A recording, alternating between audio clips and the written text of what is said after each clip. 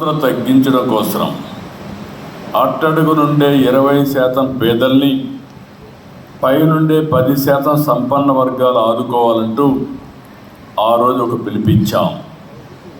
ఆ పిలుపు అందుకున్నారు. ఆ పిలుపు అందుకోవడమే కాదు, అద్భుతంగా స్పందించారు. వాళ్ళ శక్తిని నిరూపించారు.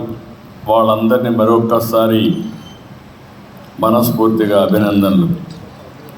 మార్పుకు ఇంత ఘనంగా నాంది పలికిన మీ అందరికీ ఇది ఒక మార్పు. సమాజంలో ప్రతి ఒక్కరికి అలవాటు, ఏదో ఒక సమస్య వస్తే ఆ సమస్య వచ్చిన ఒకసారి హెల్ప్ చేసి చేదులుపోవడం మనందరికి అలవాటు.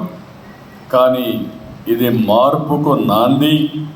ఆ మార్పుకు ఇంత ఘనంగా నాంది పలికిన మీ అందరికీ మరొక్కసారి ఉగాది అయిపోయింది కానీ, రంజాన్ అయిపోయింది కానీ, ఉగాది రంజాన్ శుభాకాంక్షలు అని చెప్పి కూడా మీ అందరికీ తెలియజేస్తున్నా.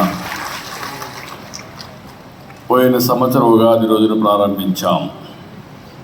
అయితే 12 నెలలు 1,06,000 మంది మార్గదర్శకులు ముందుకు వచ్చారు.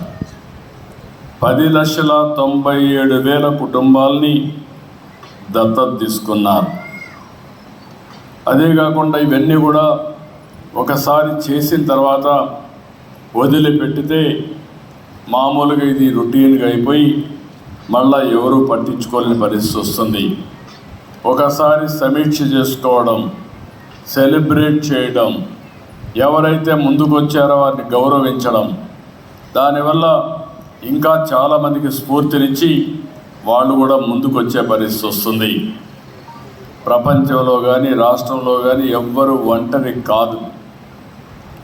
మీ కష్టాలు పంచుకోవడానికి, మీ బాధలను తీర్చడానికి నేనున్నానని ప్రతి ఒక్కరూ సహకరించవలసిన సమయం ఈ సమయం అని చెప్పి కూడా నేను మీకు తెలియజేస్తున్నా.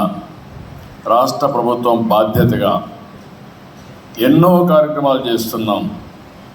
ఈరోజు సామాజిక పింఛన్ల మీరు చూస్తే నాకు ఆర్థిక ఇబ్బందులు ఉన్నాయి.